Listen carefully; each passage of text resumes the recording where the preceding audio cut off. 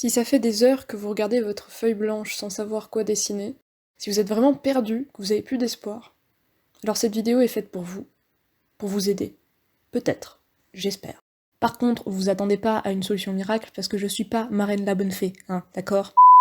Hello tout le monde, c'est Redfish. On se retrouve aujourd'hui pour une vidéo qui, j'espère, pourra vous aider si vous êtes dans une situation de syndrome de la page blanche. Dans cette vidéo, je vais donc vous présenter 10 idées, vous avez lu le titre de la vidéo en principe, qui seront séparées en deux catégories. Et ces deux catégories consistent en, du coup, la première, qui est la catégorie que j'appelle « garder la main », qui sont plutôt des idées de petites choses à faire dans votre carnet pour remplir par exemple une page, ou même sur une feuille volante, histoire de s'échauffer, garder la main. La deuxième catégorie, c'est la catégorie que j'appelle illustration, qui va vous donner plutôt des thèmes à travailler pour une illustration, un cadre en fait, si vous voulez, grâce auquel vous pourrez peut-être réussir à faire un projet, une illustration complète, par exemple à l'aquarelle, ce que moi je fais souvent. Pour chacune de ces 10 idées, j'ai réalisé un dessin, même pour une des idées j'en ai réalisé 2, voilà, pour que vous ayez une idée de ce que ça peut donner. Et évidemment, l'idée est plutôt que vous trouviez votre propre chemin, votre propre idée, votre propre réalisation de ces idées.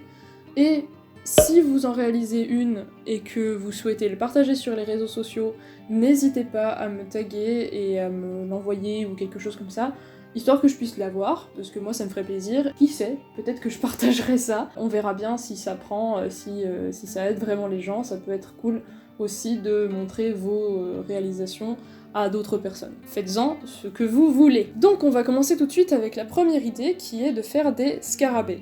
L'idée de faire plusieurs scarabées sur une seule page, ça a toujours un effet esthétique très très plaisant. Vous pouvez prendre une gamme chromatique très restreinte, ou alors même carrément du monochrome, mais vous pouvez aussi partir sur full couleur, etc. L'avantage de cette idée, c'est que vous pouvez partir dans le sens de l'inventivité, donc d'inventer des nouveaux scarabées à partir de références ou même à partir de votre petit cerveau. Et vous pouvez aussi partir sur le côté full réalisme, où vous décidez de faire des scarabées qui existent dans le vrai monde, de la vraie vie, de la vraie réalité, en partant sur du réalisme, etc. Donc voilà, c'est très versatile, vous pouvez en faire ce que vous voulez. L'avantage premier de cet exercice est de travailler la symétrie. Et la symétrie, c'est très très intéressant de la travailler en tant qu'artiste, puisqu'on a tous été confrontés à cette chose fatidique qui est de dessiner un deuxième œil. Et c'est vrai que quand on a travaillé la symétrie, c'est un muscle en fait qu'on peut réutiliser dans ce genre de conditions un peu plus difficiles. Donc la travailler de manière un peu chill, sans pression, avec des scarabées, ça vous permet aussi de l'utiliser dans d'autres, d'utiliser cette compétence dans d'autres contextes. La deuxième idée que je comptais vous proposer, c'était l'idée des champignons, qui est un petit peu de la même nature que l'idée des scarabées, puisqu'il y en a de plein de sortes, de plein de formes différentes. Ici, j'ai plutôt choisi la route des vrais champignons qui existent dans la vraie vie, sans partir sur du full réalisme non plus. L'idée était de faire un truc assez mignon, voilà. De nouveau, ça peut remplir une page de carnet très très facilement, et en plus, c'est toujours tellement bien comme effet. Donc vous pouvez partir sur faire un type de champignon sur toute une page, plusieurs types de champignons, enfin bref, voilà, vous êtes totalement libre. Mais le fait de faire des champignons, de nouveau, ça entraîne à reprendre certaines formes, à peut-être tourner ça dans votre style, et ça ne peut être que positif, et aussi vous permettre d'avoir une page qui vous plaise esthétiquement, et qui donc vous aide peut-être à repartir pour faire autre chose. La troisième idée que je vais vous proposer est l'idée un peu plus académique, on va dire, c'est l'idée de faire des études, tout simplement, donc des études de portrait ou de paysage. Si vous voulez vous restreindre encore un petit peu plus au niveau de l'idée, je proposerais de faire un paysage de nature en forêt, et ou de faire un portrait de personnes âgées, par exemple, ce que j'ai fait pour la vidéo d'aujourd'hui. Bien évidemment, c'est totalement libre. L'idée ici est de partir, par exemple, sur un site comme Pinterest, et de choisir une image et d'essayer de la restituer de la manière la plus fidèle possible, ou de la restituer dans votre style. Ce qui est très intéressant aussi. Donc styliser des images qui existent, c'est toujours quelque chose de très positif. Moi, je le conseille beaucoup. Alors, je pense que j'ai pas besoin de préciser à quel point c'est intéressant au niveau entraînement de faire des études, vu que c'est littéralement le but premier d'une étude, c'est de faire une étude. Donc voilà, j'ai pas besoin de préciser beaucoup plus. La quatrième idée, c'est l'idée des sblobs. Alors, je pense que je suis la seule personne au monde à appeler ça des sblobs. Donc je vais préciser un petit peu ce que j'entends par là. Donc c'est quelque chose que vous avez sûrement déjà croisé, c'est ces espèces de taches de couleurs avec lesquelles vous allez essayer de créer un dessin. Ce que j'ai fait moi, c'est que j'ai fait ces blobs et j'ai essayé de partir sur un thème, ici donc les loutres, ce qui est pas du tout obligatoire, mais je trouvais intéressant de rester sur un même sujet. Donc j'ai fait plusieurs loutres, une patte de loutre, voilà.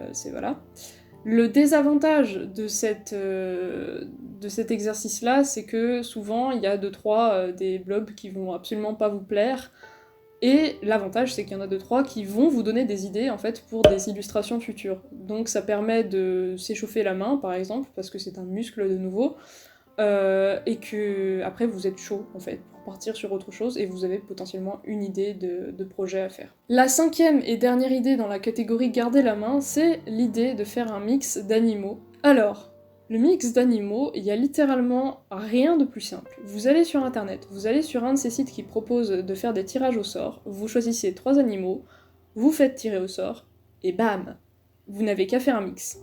L'idéal est d'aller chercher des références de nouveau sur un site comme Pinterest ou juste sur Google pour avoir plusieurs images des animaux en question, même si le site vous en propose déjà une. Et voilà, vous pouvez faire un mix d'animaux, ça permet de vous entraîner un petit peu au niveau de l'inventivité, un peu d'anatomie animale, et puis ça fait un petit dessin chouette. Pour moi, en tout cas, c'était cool à faire, je le fais souvent, et voilà, c'est une activité sympa. On va maintenant passer à la catégorie illustration. Donc, première idée, fée diabolique. Donc oui, je vous avais parlé de thèmes, etc., ça va être ce genre de choses. L'intérêt de cette idée, c'est de travailler une pose, une anatomie. Ça va aussi permettre de travailler une expression du visage, essayer de faire comprendre d'une manière ou d'une autre que cette fée ou ce farfadet est diabolique. Débrouillez-vous. Et aussi, c'est intéressant de travailler le chara design, donc le character design, ce qui est super intéressant, ouais, parce que ça peut aussi vous permettre de, par exemple, vous créer un OC, si le dessin final vous plaît. Bref, faites-en ce que vous voulez, mais en tout cas, c'est un exercice assez sympa. Deuxième idée, temple abandonné. Là, la difficulté, c'est qu'il va falloir travailler sur un décor. Oui, un décor. Je sais, c'est pas facile, c'est compliqué, c'est chiant, on n'aime pas tellement faire des décors, mais c'est intéressant, c'est utile,